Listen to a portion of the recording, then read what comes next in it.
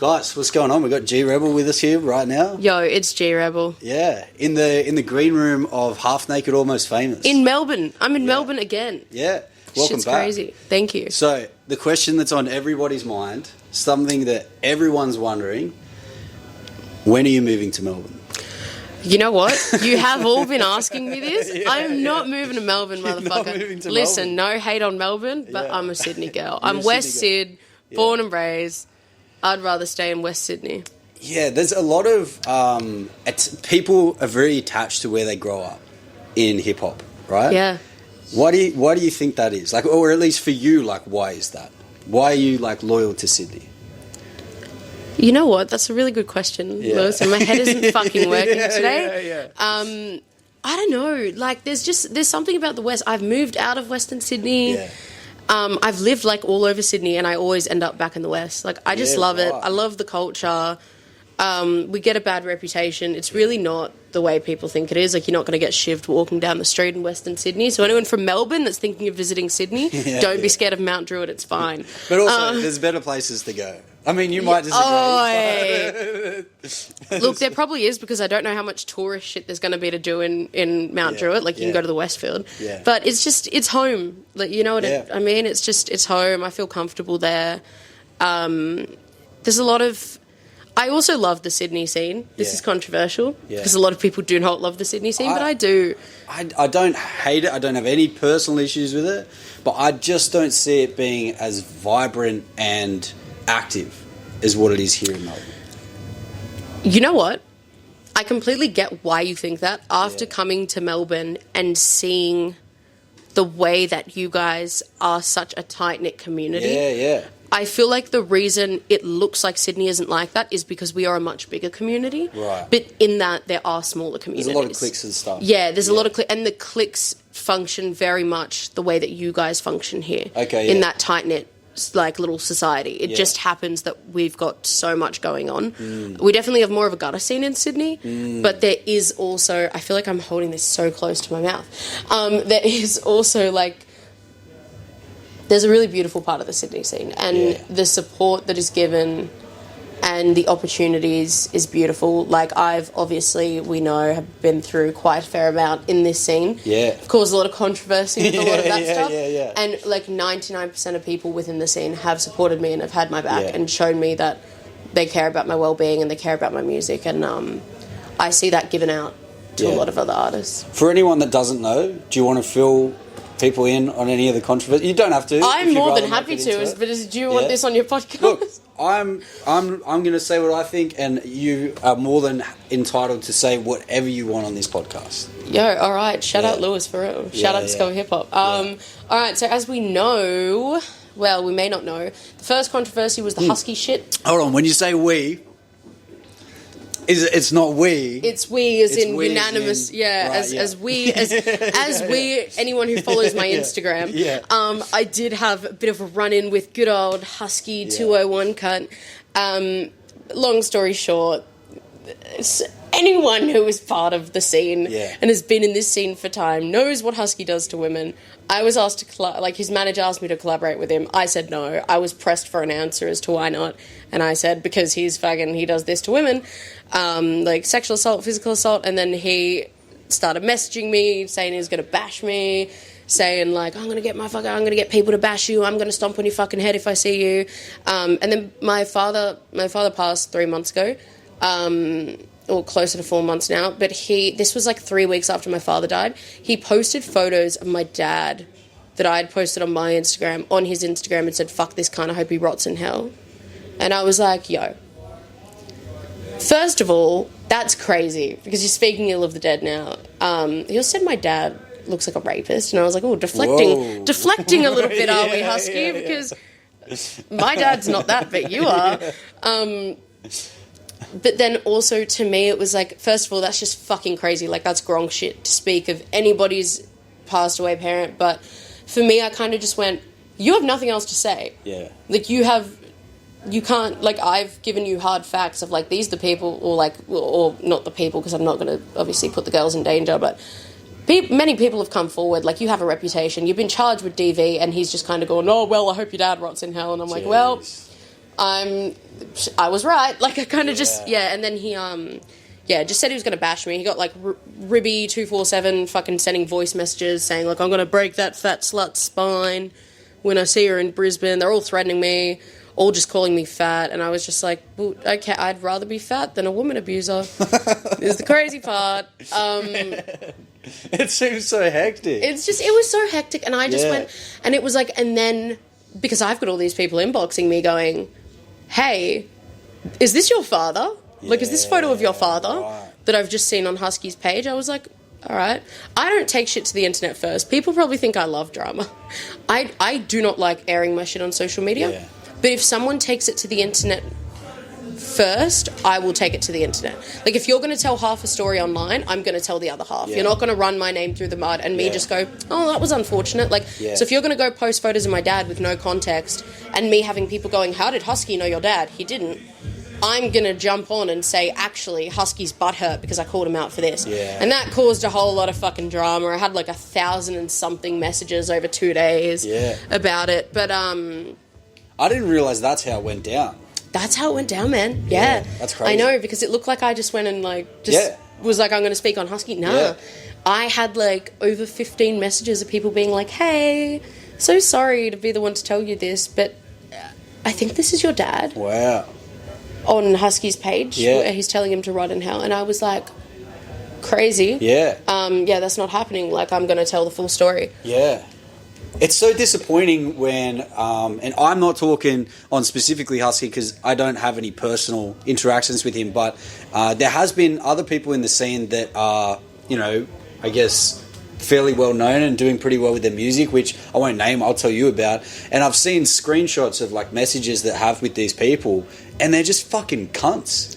It's fucking heartbreaking, man. It is, because you listen to these people's music and you're like, oh, this is fucking hectic. Like, this is someone 100%. I can relate with, or this is someone that I really like. And then you see the way they treat other people and you're like, oh.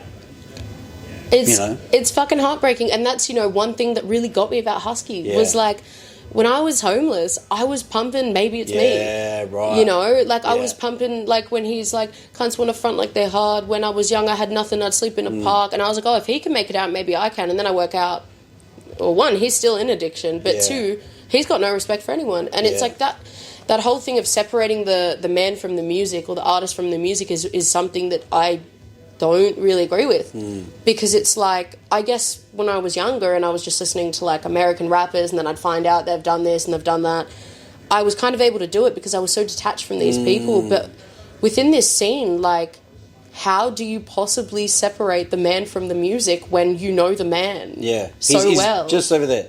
Like, he's not that far away. He's just over there. Like, I know where the cunt lives. He's in the like, you know what I mean? Like, how do you separate the man from the music when you've had interactions with these people? When, I think especially for me, like, growing up on hip-hop and it having such an influence on the woman I am today, and it being such a massive part of my life, it's like, well, I'm an artist, and I know that I can't fucking carry myself like that. I know that I'm not going to go around and be a gronk like that. Why can't you do it? Like, and it's AR the Eternal's classic example. Like, obviously, I don't even know how many people will know my story that are watching this, but AR the Eternal sexually assaulted me towards the end of 2023. And that was fucking huge for me because, well, one, it's sexual assault, but two, he was an artist that was really kind to me when I first came in the scene, and I really looked up to him in the sense of, I thought he was such a respectable person, such a respectable man that was doing the right thing as an artist, and I wanted to support him, and I wanted people to support him, because I was like, this is how we should be conducting ourselves as artists. And then I found out that he's got this whole fucking dark side that he hides. Yeah. And, for me, like, I had this moment before I went public with that where I was like, maybe I should just leave the scene.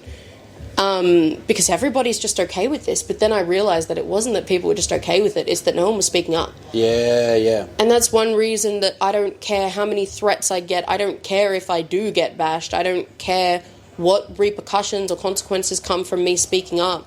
I will keep doing it, because you know what? When I spoke up about Husky, there were people burning his merchandise and posting it online, going, if you're going to speak about someone's dead parent, I'm not interacting with this. And, there were so many women that came forward and said, actually, you know what? He's done something similar to me. Or men saying, he's done this to a woman I know. Or I've seen him do this. And same with AR. I had other women come to me and say, he's done something similar to me. And then I had, 95% of the scene that were, because we're such a close-knit scene, like people who were associated with him and knew him go, yeah, now we're done with him. We're cutting ties with him. And it's like, we all have day jobs. We're all just regular people who are given this gift of being able to make this music and being able to put it out there. Like, this platform is a privilege. It's not a right. Yeah. Can you say that again? This platform is a privilege, not a right. You know how many fucking artists... I'm sorry if you're listening to this and you're one of these people, but you've just fucking triggered something inside of me. Go for it, man. No one here in this fucking country, in this fucking world, is entitled to jack shit. Right? Straight up. The real world is fucking ruthless. Before society and civilization, if you walk out in the wrong fucking place by yourself, you get ripped apart by a fucking wolf, and there is no mercy there. So to anyone that expects me to share their stuff and expects, because you're a hip hop page, you have to check out my stuff, you have to share. I'm sorry. Everything I fucking do, and this is the same for you, for anyone that you help and anyone at all, you're helping people, you're doing them a favour. Yeah. And I love doing it. But I don't fucking owe jack shit anyway. I'm sorry. This is not about me. It's straight up. No, it's straight up. And I have wanted to talk about this for ages. Is the fact that, like, I feel like so many people are entitled, and it's like, okay, who helped you make that platform? You did it yourself. Yeah. Who helped me become G-Rebel? I did it myself. Yeah, exactly right. Like, no one was fucking paying for my music when I started up. I had to work I still have to work like a fucking dog to even record and mix one song. I have to work like a fucking dog to get my videos out. I have to work like a fucking dog to do all of this stuff. I have to put myself in the firing line. And then, I'll have people in my DMs, for example, like, you should speak about this next. And I'm like, oh, man, I just need a break from all this controversy. And then it's like, you have this platform, you should be speaking up about it. And I'm like, okay, I also don't want to get my head stomped. So just hang on, let's just give a few fucking months between the controversial topics. But then it's also like, I'll have people that are like, yo, do you want to collab with me? And I'll be like, hey, man, send me your stuff. Happy to suss it. I'm going to let you know, like, first and foremost, I am really picky with my collabs. I don't take money for features. That's my personal preference. Because in my mind... You don't take money for any features? I refuse to. Because if I want to collab with you... Yeah. I want to collab with you because I like the music you're making and I think we could do something special together. It's a team effort. That's it. And it's like, for me, and it's no shade on anyone who takes money for features, this is, at the end of the day, music is also a job. Like, people, I get it. People are trying to get their bag, completely respect that. But for me, I go, if I really want to work with you, I want it to be a collaborative project. And if I want you to feature on my track, it's because I think you're going to bring something to it. Yeah. If you ask me to feature on your track, if I don't like the music you're making, no amount of money is going to be able to compromise my integrity as an artist. You can offer me $3,000 to do a feature on your track. If I don't want to be on that track, I'm not going to do it because that's out to the world forever. And that's going to be, when people go through my discography, that's what they're going to reference. G-Rebel's on this song, this is the artist she works with. And it's not personal, and it's not that I think I'm better than anyone. Some artists that I've turned down are really good artists. I just don't feel like we gel.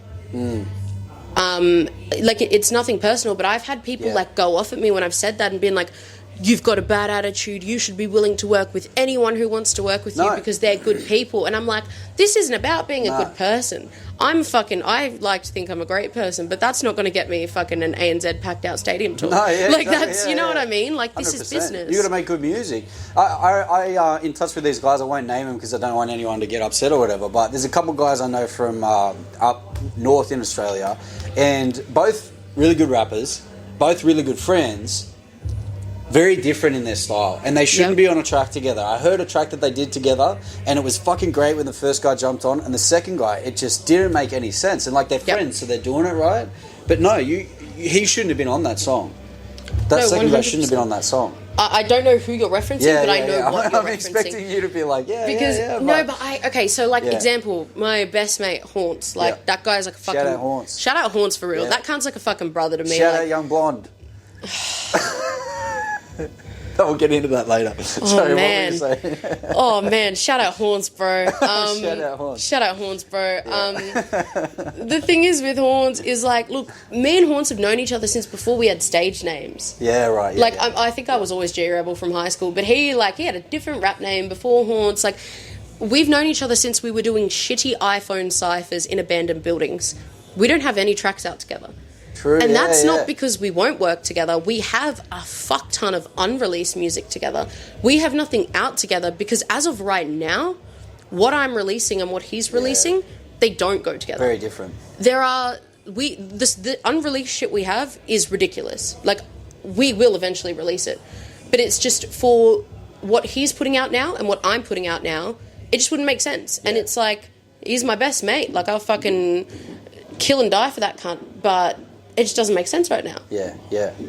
I think that's something a lot of people overlook. You know, you got to really think about, as an artist, you're running a business, and it's a very public business as well. It's not just a business that runs in the background, that supplies a product, whatever. It's a very public business, and your public image as that business is everything. You are a brand. 100%. I say this all the time. Yeah. Like, you are a brand, and it's like, that comes to bite me in the ass sometimes because I'm so fucking unfiltered. I feel like a lot of people will try and brand themselves a certain way. I missed that memo when I came into music. So my brand is just being who I am. But everybody, like, we are a brand. And it's like, if I go out on the street and I choose to do something really fucking stupid and someone films it, that comes onto my brand. You see it all the time. I think that works for your brand, to be honest with you. Yeah. I don't even think that's I just do whatever the fuck I want, whenever the fuck I want. I don't care. Like, I think that's why it's so important to do that as an artist, to be your unfiltered self, because otherwise you see this happen where people portray themselves as this or that, but then out in public they break under pressure and they snap. If they're trying to, like, portray themselves as a nice person, they snap in public and everyone's like, oh, what the fuck did you hear? Like, this person, like, they snap. But if you have a reputation for being a bit of a loose cannon and, like, you go off sometimes, there's, that's just Rebel doing what she does. You know what I mean? I think it's good that you're your unfiltered self. Another thing that's really interesting about you and seems to be a core part of who you are as an artist and, like, your message is the experiences you've had with drug addiction. Do you mind touching on maybe how that started, the worst of it, and then how you got yourself out of that? Absolutely, man. Like, all right, so getting into addiction, fuck, man, it's a bit of a story and a half. I'm not going to touch too much on that just because it has gotten me in trouble before, but look, I was just your typical kid that was drinking and smoking weed every day. I started really young. I started at 12. And, you know, I guess growing up in an ethnic household, it's not really foreign for kids to drink and stuff. Like, because when you're in, like, okay, I'm Lebanese, like, I'm half Lebanese, half Portuguese. When you're in Lebanon, no one's going to come knocking on your door and be like, why are the kids drinking? That's normal. Like, is that right? Yeah, like, kids drinking is normal. Well, you'll drink arak, which is like this pure, it's like a 100% or like 98% alcohol. It's like methylated spirits, essentially. Whoa, what the fuck? You'll drink that every morning to kill the bacteria. Jeez. Does that actually work, or is it just this old wives' tale and everyone's just getting drunk every day? I don't fucking know. My dad reckons it worked, but I don't know. Like, you tell me. Like, I honestly couldn't tell you, but like, it's not. We got down under ciphers, just sticking the finger up at the window. That's not nice, man. Yeah. Spread peace. Yeah. But yeah, like, look, I got into it really young. I started hanging around the wrong crowd, and you know, like, the people I was hanging with, I knew that I was different because they were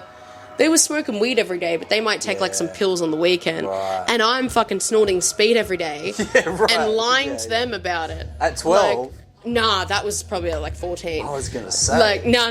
Like, but it's like, you know, like, I kind of watched them be like, you're turning into a bit of an addict. And I was like, no, I'm not. Like, I remember when I, like, ended up telling them all that I was on meth, and they were like, no, you're not. Like, we've never seen you smoke meth. And I was like, oh, yeah, because I've been hiding it. Wow. Like, and it was the same, like, my mum for years was like, you're on meth. Yeah. Like, I can tell by your behaviour and shit. Like, you were on meth. And I was like, no, I'm not. I'm not a junkie. Like, I was.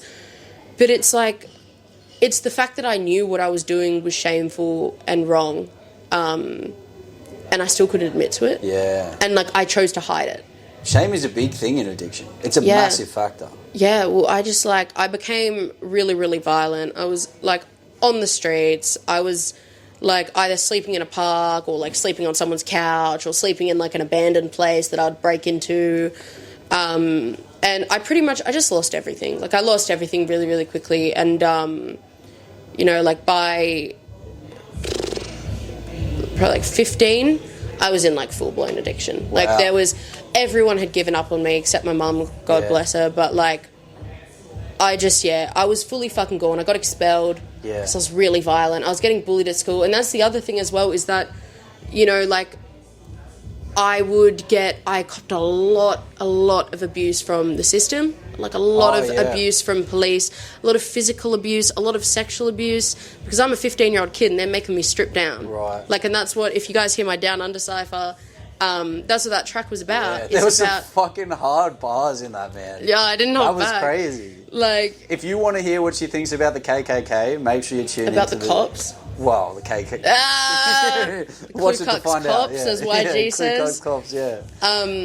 But yeah, it's just like, you know, like I was just stuck in this trauma loop. Like I had a lot of childhood trauma that I didn't know how to deal with, and I think that was a big, like, contributing factor to why I did end up using so heavy so young, because for the first time in my life I wasn't replaying these memories. My head was quiet. Right. I felt like I was like sedated. And you know, like I think like with the meth, like I got diagnosed a few years ago with autism and ADHD. Really? And it's like, I remember you told me that and I'd forgotten because you can't tell it all. Yeah, well, that's mental.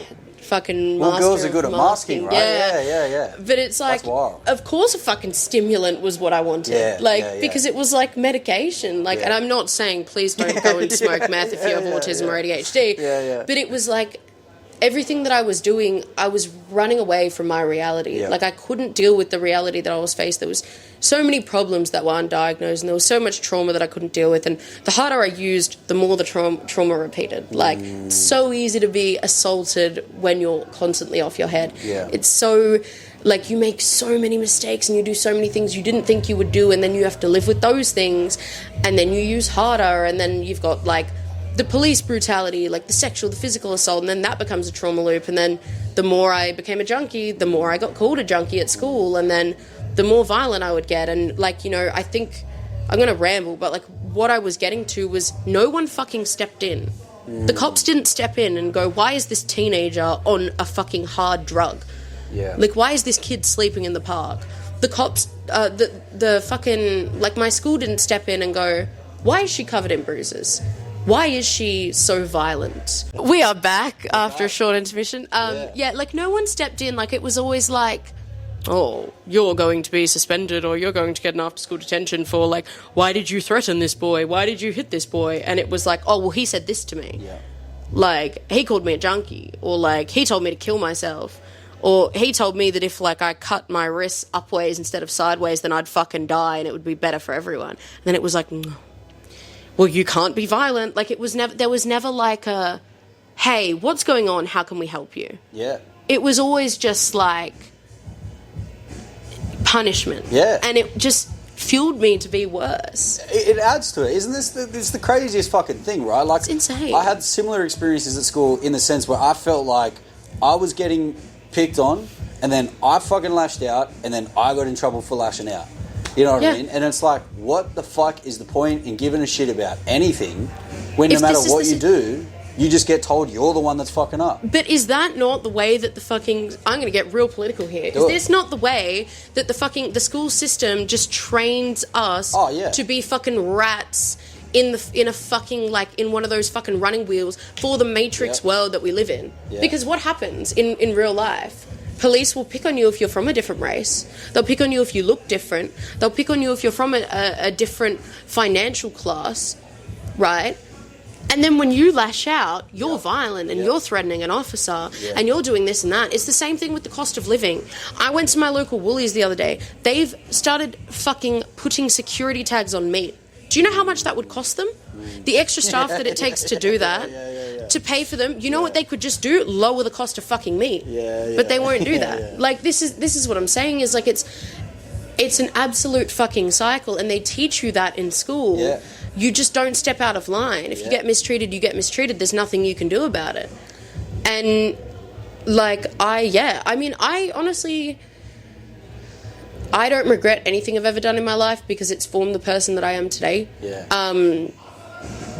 And it's like, I mean, getting out of addiction, a lot of my mindset changed and a lot of the way that I deal with problems changed, but, like, that third eye didn't close. Like, I still have an understanding of the way that the system works, and I still have an understanding of how fucked this shit is, and, like, I can't wait for the day that I'm in a position where I can, like, go to schools and do visits and stuff, and actually, like, I want to be able to somehow, like, change the way that the system is orchestrated, because it's fucked. Like, my brother and I grew up in the same house. He's going to hate this. Sorry, bro. He fucking hates when I talk about him. Shout out Rebel's brother. Shout out brother Rebel. Shout out young brother. Oh, man, you're baiting it. He hates it. He hates it, but I'm going to do it anyway. Yeah. My brother's super intelligent, golden child, really good student. Was allowed to have, like, he was allowed to eat in the teacher's lounge. Like, 99.25 ATAR. Fuck. Genius, right? Wow. He got treated like a fucking king at my school. The teachers loved him. He didn't misbehave? Adored him. No. He did in the first few years, but he cleaned up his shit. Yeah. And it was like just seeing the way that we got treated differently. Like, I remember there was this one, he's going to hate this. There was this one day where we both got given an after-school detention on the same day. Both for stupid things. I can't remember what he did, but he shouldn't have been giving an after-school detention for it. It was like one teacher that didn't like him that gave it to him. And they were just picking on me because I was me, right? I think I walked to the back car park of the school to get my textbook from my friend's car. And they were like, that's truancy, you can't leave the school. And I was like, I'm getting my fucking textbook, you can see me from here. Yeah. Anyway, my brother walked in, and when they gave him the after-school detention, he crumpled it into a ball and threw it at him. Like, threw it onto the desk. I did the exact same thing. We didn't know each other had gotten in trouble. We just had the same reaction to it. He got nothing. They were like, oh, Billy doesn't want to do oh, sorry, bro. Oh, he doesn't want to do the after-school detention. That's that. And I got fucking reprimanded. Yeah. Holy fuck. I may as well have hit the teacher in the face. Like, they treated me like I was a criminal. Said that I was intimidating and threatening the teacher. And I was like, hey, he did the same thing. Like, and it's just because I was different. Don't you find they make out, when you're a kid at school, they make out like teachers are completely unbiased? And they make out like, no, if the teacher got mad at you, that's because you done something wrong. The teacher... No, that is a fucking... As an adult now, I know for a fact that once someone pisses you off a few times, you have it out for them. As someone who works in the education system for their day job, I can fucking promise you, I do my best, but I'm also very self-aware. Yeah. Like, I won't take my biases out. I watch other adults do it all the time, and I've had to pull them aside and be like, you don't like that kid and it's fucked up because that's a child. You need to hold your shit in because you're picking on this kid in front of everyone, and then you know what's happening when you're not watching.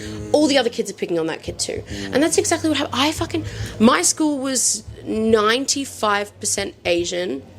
What? Yeah, my school was 95% Where was Asian. in Sydney? Carlingford High School. You don't fucking get that in the country, I'll tell you that. Oh, mate. But like 95% Asian? 95% Asian. That's crazy. I think it was like 3% white and 2% other. Like, that's how they classed it. Other. And in my English class, I had like myself, there was another girl who was from Nepal, and there was a boy who was from Iran. And we were like the three like coloured people, right? I've shit you not, I got this teacher fired. Like, this is fuck this guy. I got name and shame. Fuck Mr. Reuters. Fuck you little fucking shit dog. I got this cunt fired, and I hope you live a shit life, cunt. I hope you're watching this when G Rebel blows up and you're like, fuck. Yeah, I hope you fucking watch this. Yeah. He put me and we didn't have a seating plan. He let everyone sit where they wanted, and as a joke, he put the three of us in a corner at the back of the classroom, and he wrote the ghetto on a piece of paper and stuck it on the wall. And was like, haha, they're in the ghetto. And I was like, this has to be illegal, right? Yeah. Like, but okay, the concept of that, without actually doing it, would you agree that's kind of funny? Like, remove yourself from that. Well, it's funny because I'm of that race. Right. Like, it's funny for me because I like to, like, I'm allowed to be racist to Arabs because I'm Arab. Like, I'm making fun of myself. Yeah. But as a white man... Oh, it's fucked. And I'm not saying, that's funny. As a teacher with kids, ridiculous. You can't do that. Still a little bit funny if it wasn't in a school and it wasn't a serious thing. But still, fuck you, Mr. Reuters. Fuck you, Mr. Reuters. But fuck you, Miss Casey, as well. Miss Casey? Tracy Casey. That was my Casey. fucking deputy. Fuck you, Tracy. Fuck Casey. you, Tracy. Yeah. We're going to get sued by a bunch of these schools. Yeah. But no, yeah. I hate school, man. Brutal. I can relate to that 100%. It's just brutal. And it's like, you know, like I got expelled. Like, I didn't finish high school and I'm doing great. Like, I think it's like, you know, the system isn't built for everyone. Can we just say, if any of you are still in school, if you're doing well, keep doing well. I don't want to derail anyone, but if you're struggling and you're stressed about, this is the end of it does not fucking matter. It does not matter. It doesn't fucking matter.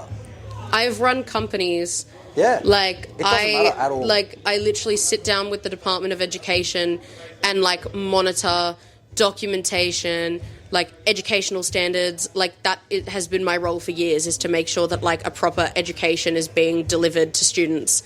And I didn't finish school. Yeah, there you go. I didn't finish school. Like, you don't need to. Like, that being said, like, kids stay in school. But, like, if it's not for you, it's not for you. If you're doing well, you're sticking with it, you've got plans or whatever, keep doing it. Because for some people, it works for some people. But if school doesn't work for you and you're always fucking just struggling and you hate it, if you got to finish. But just know it's going to be so much fucking better after. And just make sure you have a plan as well. Yeah. Is like, if you're going to leave school, make sure you have a plan. I didn't, and I just continued to use for like 2 years. Yeah.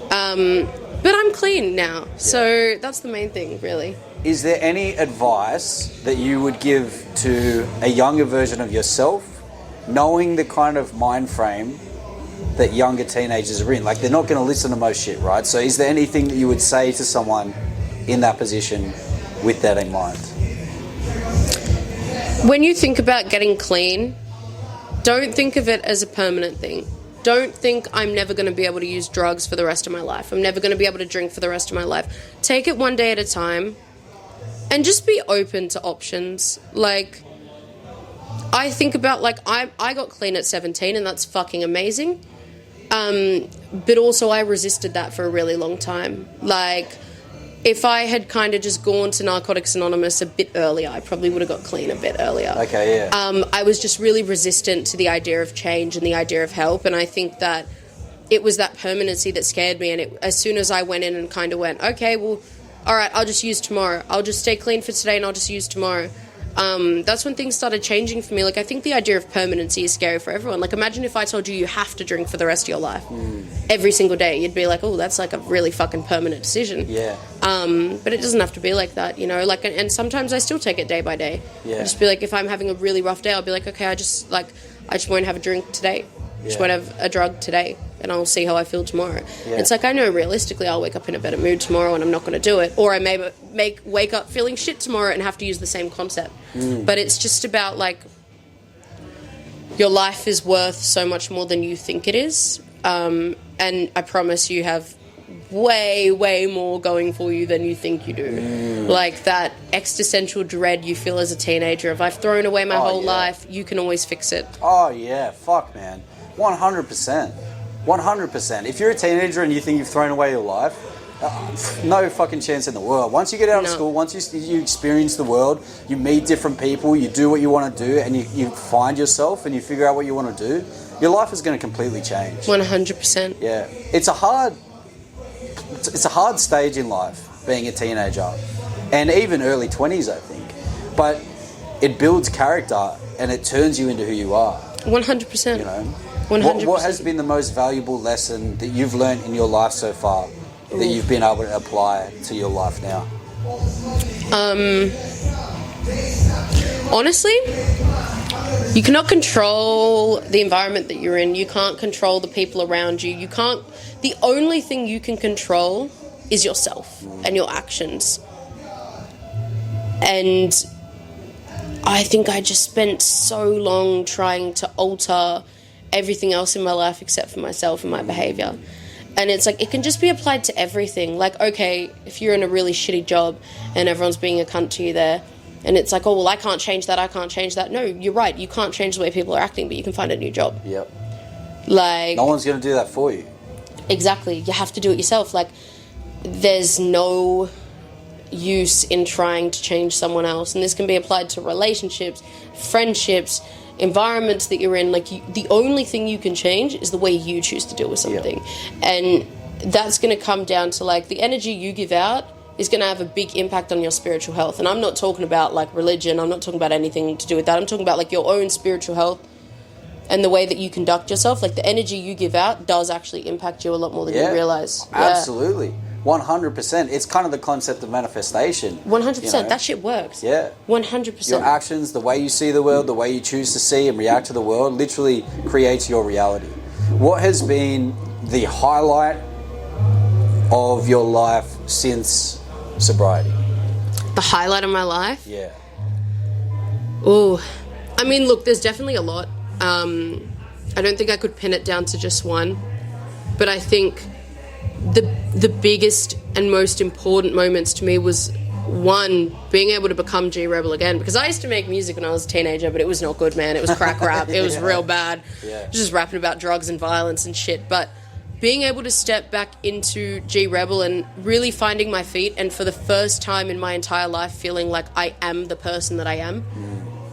Like, I spent years after getting clean wearing, like, really pretty dresses and doing my hair really nice and wearing heels. And don't get me wrong, that's fun every now and again. And some girls, that may be great for you, like, every day, or some guys. But for me, that's not who I am. Like, I like to present myself the way that I do, and it was always this fear of being accepted and this fear of fitting in, whereas as soon as I became G-Rebel, it's like all of that was left behind, because it doesn't matter what I look like, it doesn't matter how I dress, it doesn't matter how I conduct myself, because my music speaks for itself. And the other thing is having a relationship with my family again, having relationships in general again, but like having a proper relationship with my mom. And you know, like, I probably can never ever like make up to my mom for all of the torment that I put her through all my years of addiction, but the best thing that I can do is stay clean for her as well every day, and just make an effort to be like the best daughter I can, because she stuck through me through my darkest times. And being able to have like her trust and being able to accept her love, because I pushed her away in addiction, is like beautiful. Like having her trust me, like in her house, or like with her card, or like just when I tell her, so like if she asks me a question like, oh, did you do this? And I'm like, no. And just having her like, okay, instead of like, oh, you're lying to me. Like, that is like such an underrated thing. Like, mending relationship with my siblings, being able to be an auntie to my niece and nephew, like all of that stuff that I feel like we kind of take advantage of as humans. Like, when you lose all that stuff, you realize how important it is.